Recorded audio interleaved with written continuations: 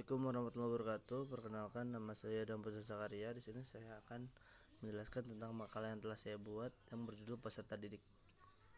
Makalah ini disusun untuk memenuhi salah satu tugas mata kuliah pengelolaan pendidikan dengan dosen pengampu Pak Devri MPD.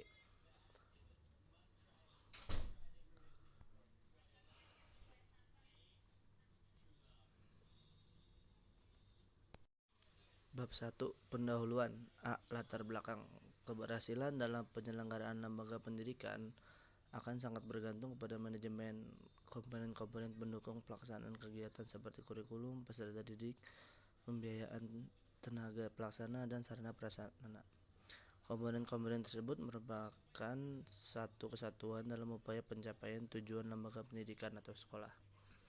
Artinya bahwa satu komponen tidak lebih penting dari komponen lainnya.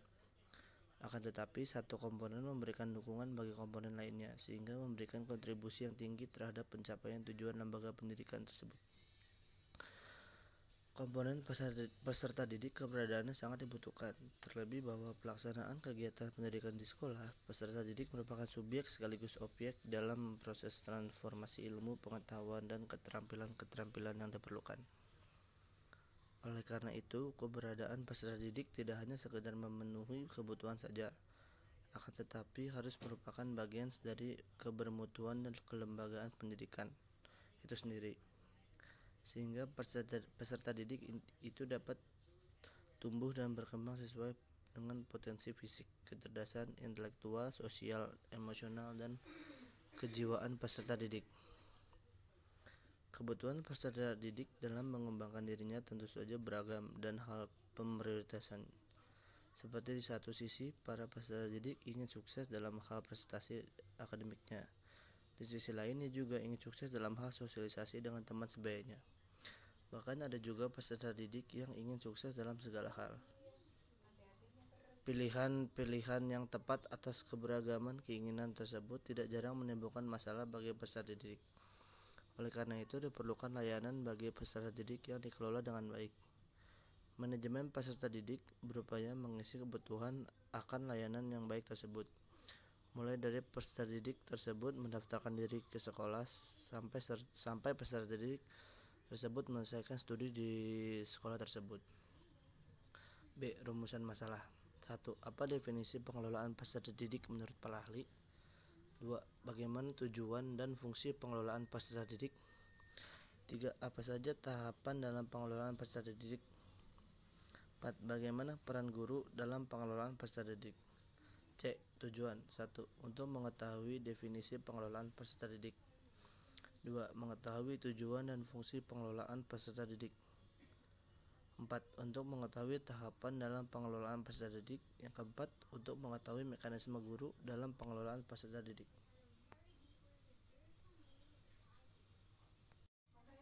Bab 2. Pembahasan. A. Definisi pengelolaan peserta didik menurut para ahli. Menurut Mujamil Komar, manajemen peserta didik adalah pengelolaan berkaitan dengan peserta didik mulai dari pra-masuk sekolah, masuk sekolah, selama sekolah, hingga tamat sekolah. Manajemen peserta didik bertujuan untuk mengatur berbagai kegiatan dalam bidang kesiswaan agar kegiatan pembelajaran di sekolah dapat berjalan lancar, tertib, dan teratur sehingga mampu mencapai tujuan pendidikan di sekolah.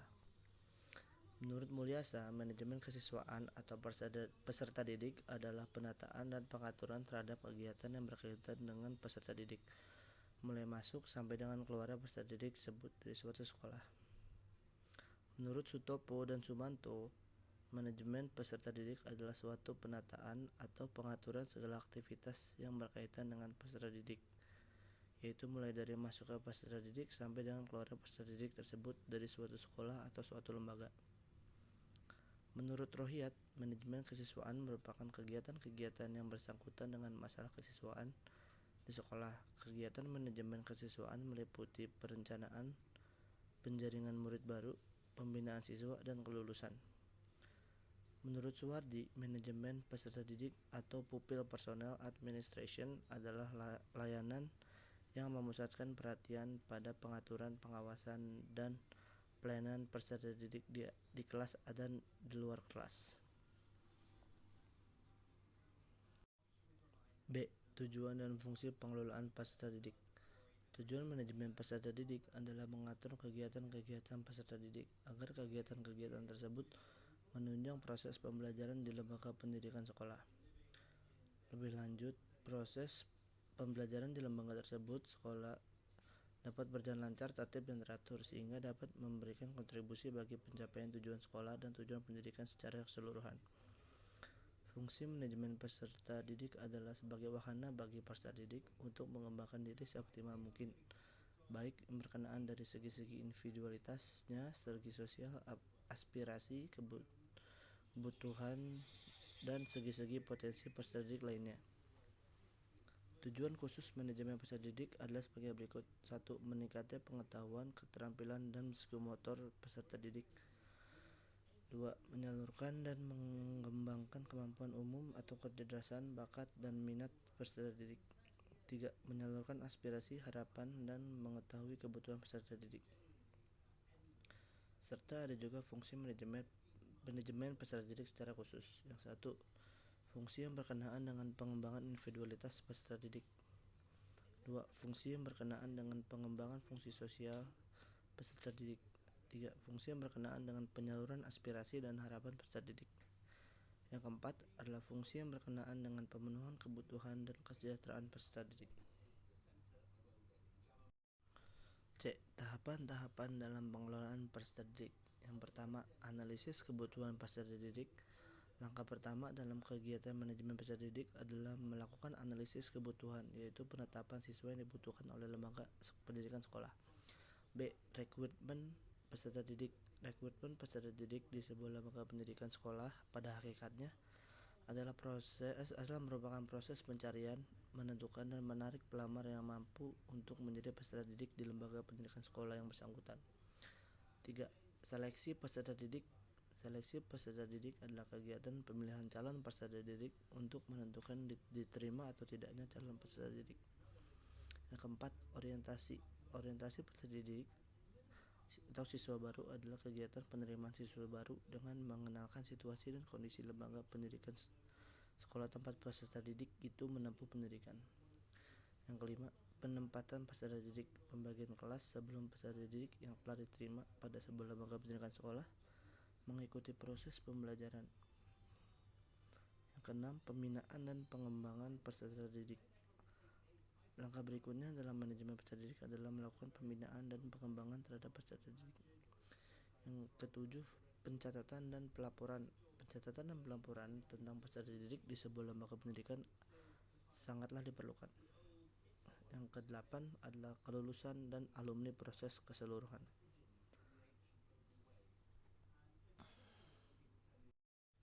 D. Peranan guru dalam pengelolaan peserta didik. Guru merupakan sumber daya manusia yang potensial bagi pengembangan kreativitas peserta didik dalam berbagai aspek. Partisipasi guru dalam penyelenggaraan peserta didik menduduki rang teratas. Artinya, setiap guru harus memahami fungsi pelayanan peserta didik. Beberapa hal yang perlu diperhatikan dalam hal pelayanan peserta didik di sekolah sebagai berikut. Yang pertama, kehadiran peserta didik dan masalah-masalahnya. Yang kedua, penerimaan, orientasi, klasifikasi, dan petunjuk bagi peserta didik baru tentang kelas dan program studi. Selanjutnya, evaluasi dan pelaporan kemajuan peserta didik. Lalu, program bagi peserta didik yang mempunyai kelainan seperti pengajaran perbaikan dan pengajaran luar biasa. Selanjutnya, pengendalian disiplin peserta didik. Lalu, program bimbingan penyuluhan, program kesehatan dan pengamanan. Yang terakhir adalah penyesuaian pribadi dan emosional peserta didik. Partisipasi guru dalam pelayanan peserta didik sudah merupakan kewajiban dan tanggung jawab secara formal. Pelayanan peserta didik perlu penanganan secara serius karena peserta didik adalah warga sekolah menjadi tujuan akhir sebagai output atau keluaran yang perlu diperhatikan kualitasnya atau lulusannya.